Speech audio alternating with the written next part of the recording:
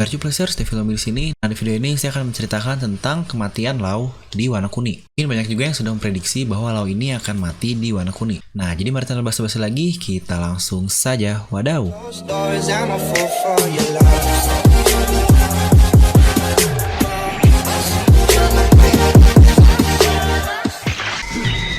Nah, seperti biasa sebelum melihat video ini, jangan lupa untuk subscribe dan juga nyalakan bel notifikasinya ya, agar video Filmi langsung muncul di HP kalian.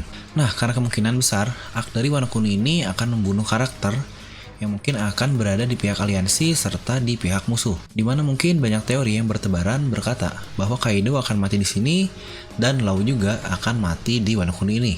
Katanya Wano Kuni ini akan mirip dengan arc Marineford, walaupun katanya arc Marineford ini akan terlihat seperti jalan-jalan di taman dibandingkan dengan Wano Kuni. Nah, di Marineford kita melihat dua tokoh besar mati, yaitu Porgas DS sebagai kakak dari Luffy, serta Whitebeard sebagai legenda besar dan mantan bajak laut terkuat, mati juga di Marineford. Lalu siapakah yang akan mati di Wano Kuni ini? Mungkin banyak yang sudah berteori dan memprediksikan bahwa yang kemungkinan akan mati di sini adalah Lau. Kita pun tahu bahwa nama lengkap dari Lau ini yaitu Trafalgar the Waterloo. Jadi mungkin di video ini akan saya kaitkan dengan sejarah di masa lalu. Dari namanya Trafalgar the Waterloo, dia berhubungan dengan suatu perang yaitu Perang Waterloo. Juga kalian ada yang pernah dengar di mana Waterloo ini akan sama dengan Waterloo, walaupun mungkin penulisannya yang sedikit berbeda. Jadi di sini saya akan langsung ke intinya. Jadi mungkin jika kalian tidak mengerti dengan video ini karena akan sedikit membahas sejarah, kalian bisa langsung tanyakan pendapat kalian di kolom komentar di bawah. Jadi dari sini, apakah seseorang akan membunuh Lau atau dia akan memberikan keabadian kepada seseorang dengan mengganti nyawanya? Di utamanya, mungkin Lau akan dikalahkan dan saat dalam posisi sekarat, dia akan menggunakan ultimate atau jurus utama dari kekuatan buah iblisnya yaitu Ope-Ope no Mi dan sebagai rasi keabadian. Kita pun tahu, Oda tidak akan memberikan informasi disebut sebagai kekuatan tertingginya memberikan keabadian pada seseorang. Karena akan percuma juga bagi Oda memberi informasi tapi tidak ada eksekusi dari informasi tersebut. Nah, jadi kenapa saya sangat yakin bahwa Lau akan mati di Wano Kuni ini dan bukan arc selain itu atau setelah itu. Kita pun pasti sudah mengerti bahwa Oda akan membuat sesuatu selalu mempunyai makna di belakangnya. Mungkin simpelnya seperti ini, kita tahu ulang tahun Usopp yaitu pada 1 April. Di mana 1 April, yang kita tahu juga adalah April Fools adalah hari kebohongan, atau mungkin kita nyebutnya April Mop.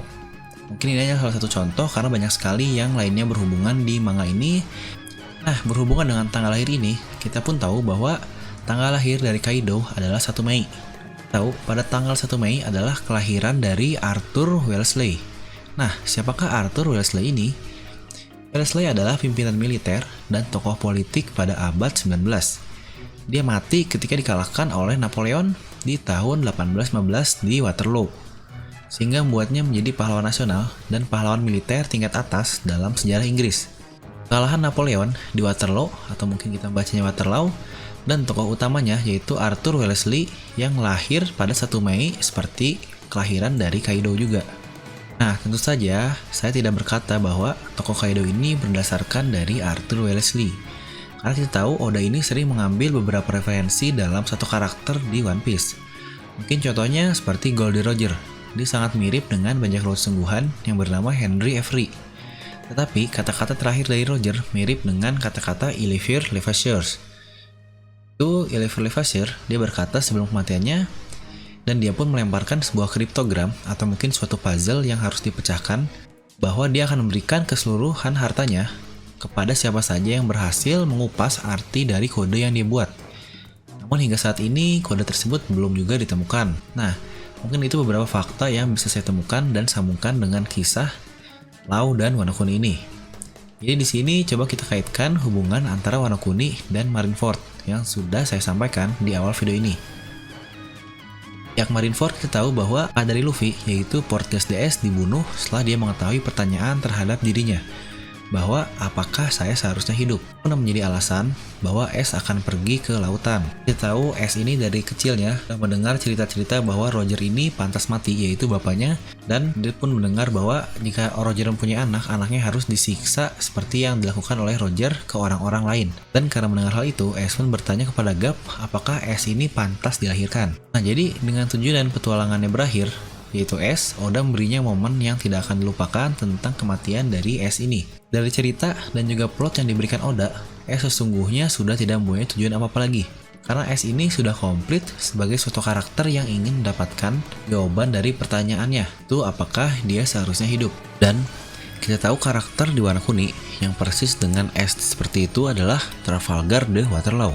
Kenapa? Karena kita tahu tujuan Law pergi ke lautan dan berpetualangan adalah untuk membalaskan dendam Corazon dan menghentikan Doflamingo. Dan mungkin sisa dari apakah plot yang tersisa untuk Law ini, mungkin dia akan mati di Wano Kuni dan membuat Luffy termotivasi kembali seperti kematian dari Ash. Dan hal yang paling cocok untuk itu adalah dengan kematian Law di Wano Kuni ini. Nah, kita balik ke pernyataan awal dari video ini, bahwa kita diberitahu kekuatan utama dari OP-OP Romi, dan apakah itu hanya akan menguap saja tanpa digunakan sama sekali? Mungkin banyak juga dari kita yang sudah bisa memprediksi bahwa ketika Law di ujung kematiannya, dia akan memberikan operasi keabadian itu untuk Luffy. Jauh ini kita sudah sangat lama terakhir kali kita kehilangan seseorang yang berharga, yaitu Ash mati lebih dari 400 chapter lalu. Law pertama kali muncul di chapter 498, dan sekarang kita sudah mendekati 1000 chapter. Law sudah bersama kita dan memberikan peran besar selama perjalanannya, terutama dalam arc Punk Hazard dan juga Dressrosa. Jadi jika kita harus mendapatkan lonjakan emosi yang pas dengan sebuah pengorbanan, Law adalah orang yang pas dengan hal itu. Law ini sudah sangat dekat dengan seluruh kru dari Luffy, di mana kejadian matinya Whitebeard dan Ash dapat dikatakan lebih dekat ke Luffy dan belum dirasakan oleh seluruh kru Luffy. Maka seseorang yang sangat penting seperti Law ini akan menjadi ingatan kuat dan motivasi kuat bagi seluruh kru. Nah, jadi kembali lagi, apakah Law akan memberikan keabadian kepada Luffy? Karena menurut saya akan sangat tidak enak dan licik sekali jika karakter utama diberikan suatu handicap atau privilege yang sangat ultimate seperti itu. Dan Luffy pun pasti tidak akan mau jika dia tidak bisa mati seperti itu. Walaupun kita pun tidak tahu apakah efek dari operasi keabadian ini, apakah dia benar-benar abadi dalam artian tidak bisa dibunuh, atau dia tidak bisa menua saja. Kita tidak tahu akan jawaban dari hal itu. Jadi di sini saya akan memberikan pandangan apa yang mungkin lebih baik menjadi plot cerita untuk Law mati.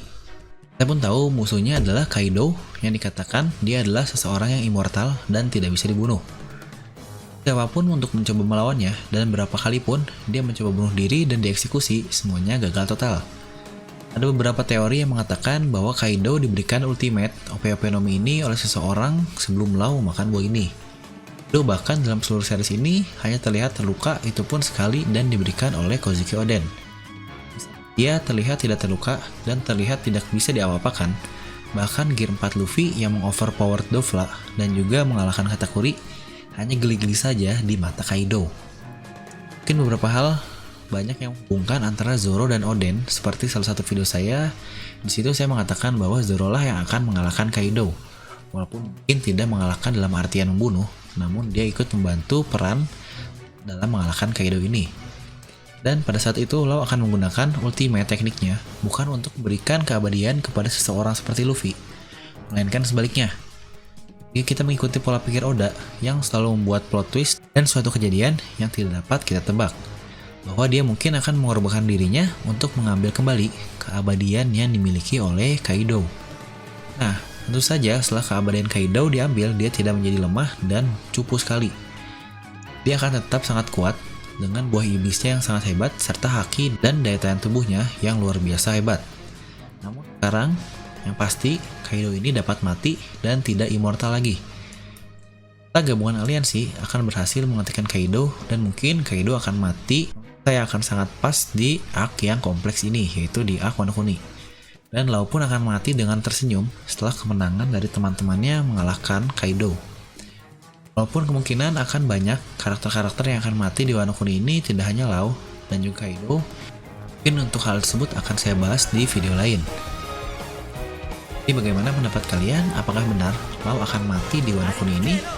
Dan cara apakah yang paling cocok untuk kematian Law di arc Wano Kuni? Mungkin kalian bisa langsung tuliskan pendapat kalian di kolom komentar di bawah. Dan seperti biasa, like aja video ini kalau kalian suka, dislike aja kalau nggak suka. Jangan lupa untuk subscribe dan juga share video ini ke teman-teman kalian. Gue Devi Lemi pamit, and I'll see you guys next time. We are